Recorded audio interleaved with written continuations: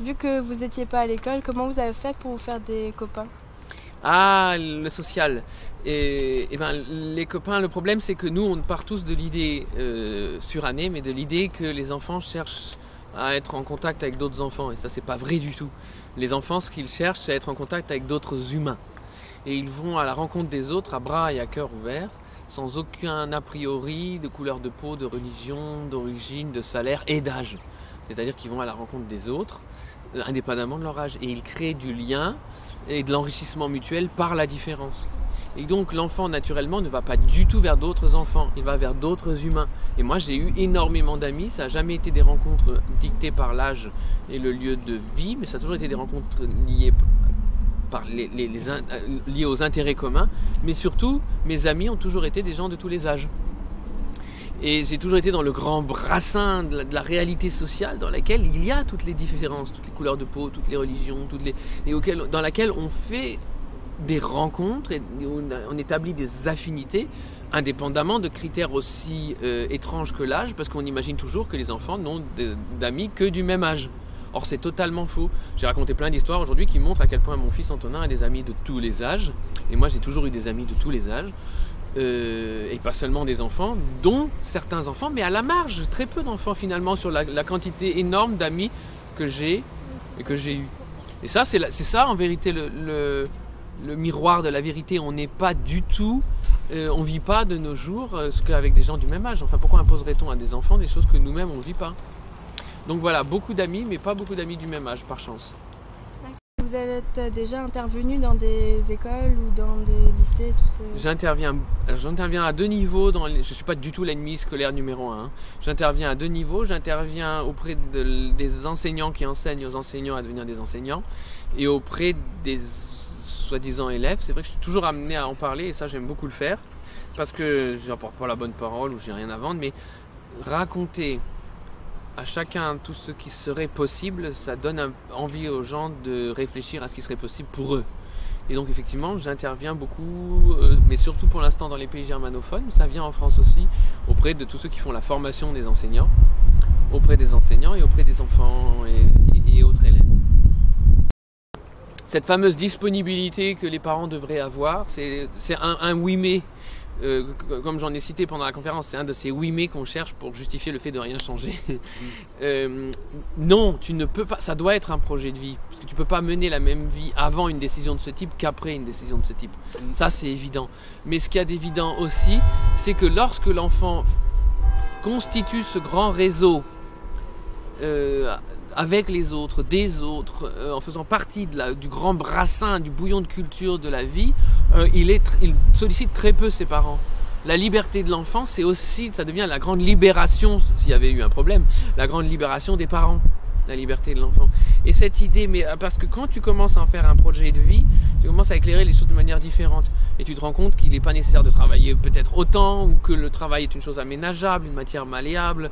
Mais de toute manière, ça repose toujours sur l'idée fausse que si l'enfant ne va pas à l'école, il faut que ce soit les parents qui s'en occupent. Et ça, c'est pas le cas. L'enfant, il est fait pour aller dans le vaste monde, c'est sa disposition spontanée, et du coup, il n'a pas besoin de cette disponibilité, soi-disant.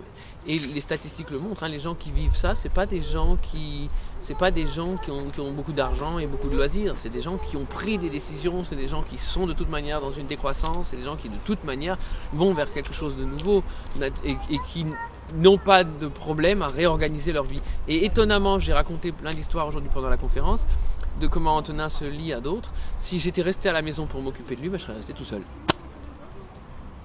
Donc comment mes parents sont venus à ça, c'est autre chose. Mes parents, ils ne se sont pas réveillés un matin en constatant que les conditions étaient propices et qu'ils allaient le faire. Non, les conditions n'étaient pas propices, mais ils les ont inventées, heure par heure, euro par euro, jour par jour. Ils ont inventé les conditions qui ont rendu possible cette décision qu'ils avaient prise. Ça, chacun peut le faire à chaque instant.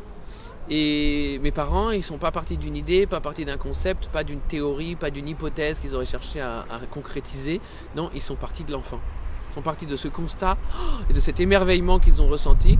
Puis la question n'était pas comment éduquer l'enfant, comment introduire le pas suivant, mais quel sera le prochain pas naturel de l'enfant. C'était juste cette curiosité qui les a portés pendant toutes ces années-là. Alors on est une famille étrange, hein. Effectivement, mon épouse, mon fils et moi vivons non pas chez, mais avec ma famille, avec mes parents. C'est vrai, on est dans une constellation qui est extrêmement pratique. Antonin a ainsi 5 personnes de référence primaire. On a 2 maisons mais qui se font face. À Paris, on a 2 pieds-à-terre mais qui se font face également. Et puis ça a plein d'avantages. À Paris, du coup, tu as une cuisine, un frigidaire, une machine à laver au lieu d'en avoir 3, etc., etc. Enfin, ce genre de détails, ma sœur fait partie de tout ça. C'est notre organisation à nous. Ça permet, par exemple, que dans le cas d'absence de ma part, comme c'est le cas aujourd'hui, je ne suis pas la seule personne de référence primaire, donc je ne suis pas très visible dans mon absence.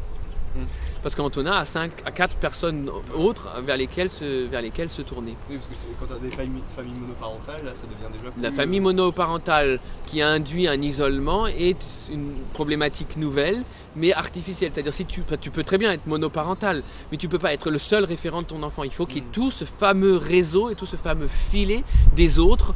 J'ai parlé des policiers, du pizzaiolo, Ça c'est épisodique. Que ça fait partie du réseau.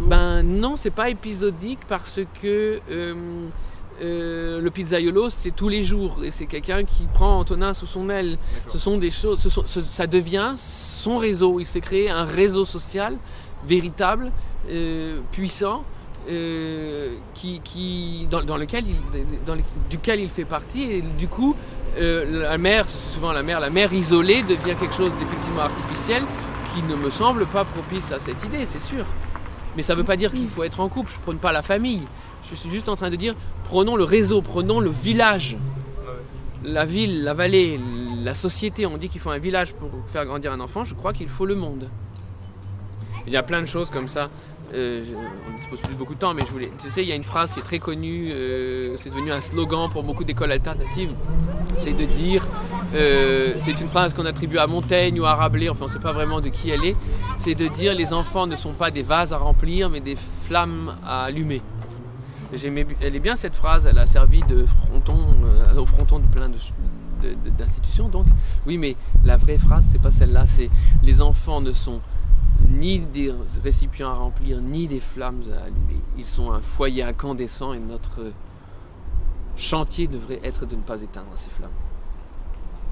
Je vais finir très brièvement en vous demandant si vous aviez quelque chose à dire, que ce soit à des élèves ou à des adultes aujourd'hui, ce serait quoi? Si j'avais quelque chose à dire aujourd'hui aux élèves, aux adultes, enthousiasmez-vous. Merci.